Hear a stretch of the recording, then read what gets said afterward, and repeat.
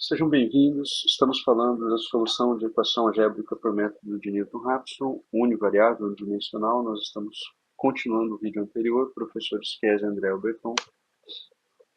Bom, então, no vídeo anterior, nós definimos o método de Newton-Raphson para a solução de equações algébricas. Partindo de um chute inicial x0, mostramos que a regra de atualização era xk mais 1, k marca a iteração, igual a xk menos a função no ponto xk sobre a sua derivada. Esta regra de atualização é repetida enquanto a norma da função, né, o valor absoluto da função, for maior do que a tolerância, ou seja, ele não converge ainda, e ele estiver dentro de um número de iterações limite. O número de iterações for menor do que o número de iterações máximo permitido. Casos problemáticos. Em alguns casos, o método como apresentado não atinge convergência.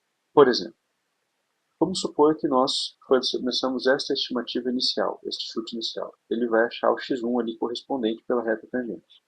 Agora, com o x1, ele vai calcular o f1 e vai achar o x2. Agora, com o x2, ele vai calcular o f2, a reta tangente, e achar o x3. Observe que ele não sai daquela região. E ele não vai sair daquela região, ele ficaria indefinidamente ali.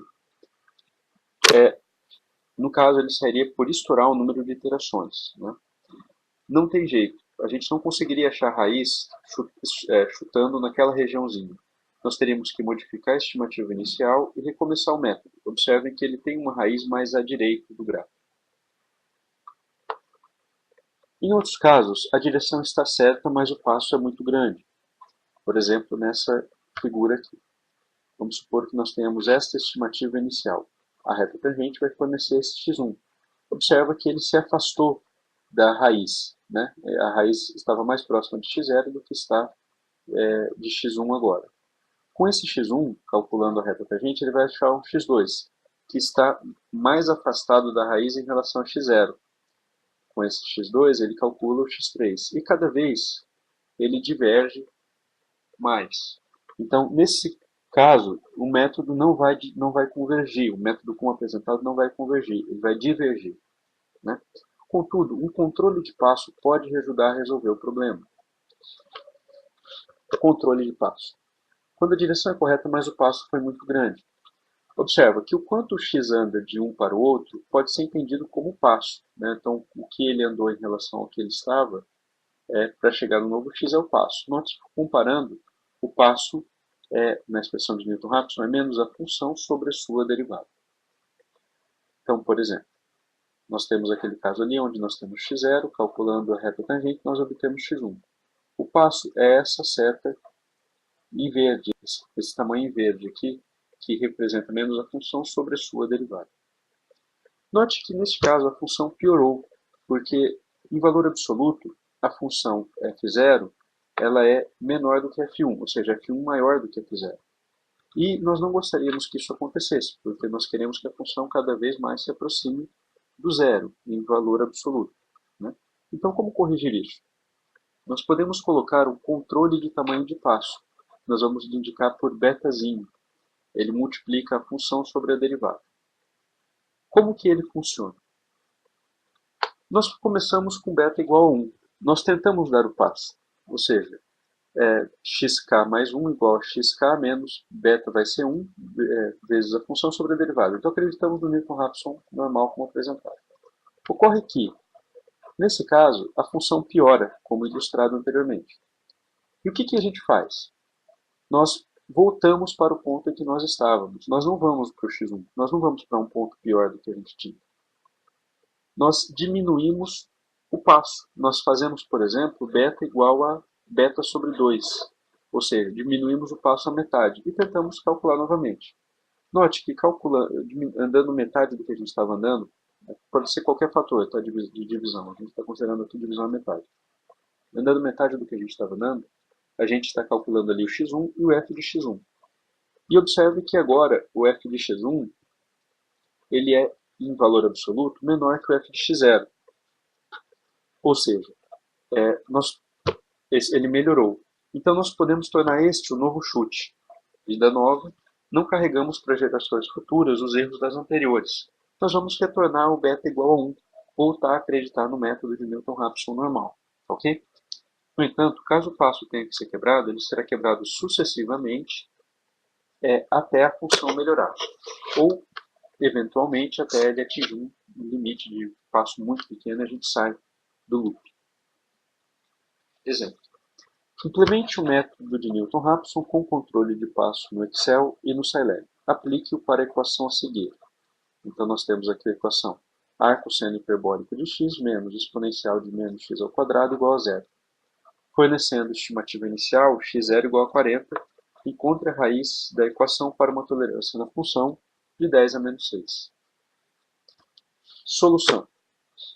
Bom, como nós temos ali a função, vamos passar tudo para um lado, mas já está tudo isolado de um lado. Vamos derivar a função. Ao derivar o arcosseno hiperbólico, nós vamos ter 1 sobre raiz de 1 mais x ao quadrado. E ao derivar exponencial, 2x vezes o exponencial de menos 2x, menos x ao quadrado. E a regrinha de atualização ali dada. Vamos para o Excel e depois mostrar no Scilab. Bom, em Excel, o que vai mudar em Excel antes da gente ir para o Excel? Nós estávamos acostumados no vídeo anterior com essa tabelinha, né? Iteração, x, função, derivada, menos a função sobre a derivada. E essa era a tabelinha anterior. Tinha uma pergunta ali, convergiu ou não convergiu, mas tudo bem, vamos seguir. O que a gente vai acrescentar? A gente vai acrescentar essas colunas. A coluna do passo, a coluna do x1, do f de x1 e uma pergunta para verificar se melhorou. Porque nós vamos fazer o teste antes de andar para o próximo x. A gente vai calcular o x1, calcular a função e ver se melhorou. Se melhorar, a gente assume isso como novo x, né? Ou seja, nós temos duas opções. Caso a função, o beta sempre inicializa em 1, caso a função tenha melhorado, o que vai acontecer? Nós devemos pegar esse x1 como novo chute, né? E o beta continua sendo 1. Ele está seguindo o Newton-Raphson normal. Caso a função não tenha melhorado, nós devemos manter o mesmo valor de x0. Nós não vamos para o ponto x1. E o que a gente faz? A gente quebra o passo à metade, por exemplo. Então, sugiro que vocês pausem o vídeo e tentem colocar este exemplo em Excel. Aqui nós vamos seguir e nós vamos continuar e vamos fazer o exemplo em Excel. Então, note, aqui nós temos já o cabeçalho, né, IT, beta, x, função, derivada, passo, a pergunta de convergência e o teste x1, f1 e a pergunta se melhorou ou não. Então, iteração 0, beta inicializado em 1, a estimativa inicial que ele deu foi 40. Vamos escrever aqui a equação. A CNH de x menos exponencial, vou colocar um menos, abre um parênteses, x ao quadrado. Observe que eu estou levando o x ao quadrado ali dentro do parênteses para evitar o erro de o menos ficar também elevado ao quadrado, né? Esta é a função. Okay? Sua derivada, 1 sobre 1 mais x ao quadrado elevado a ponto 5, mais 2 vezes x vezes a exponencial de menos x ao quadrado. Ok? Esta é a fórmula da derivada. Passo igual menos beta vezes este sobre este. Okay? Pergunta de convergência, se o valor absoluto da função estiver abaixo de uma tolerância. Protegemos ali a célula com F4, então, nesse caso, haveria convergência. Do outro caso, não haveria convergência. Tudo bem? Então, aqui está a fórmula desta série. x1, nós fazemos x mais o passo, né?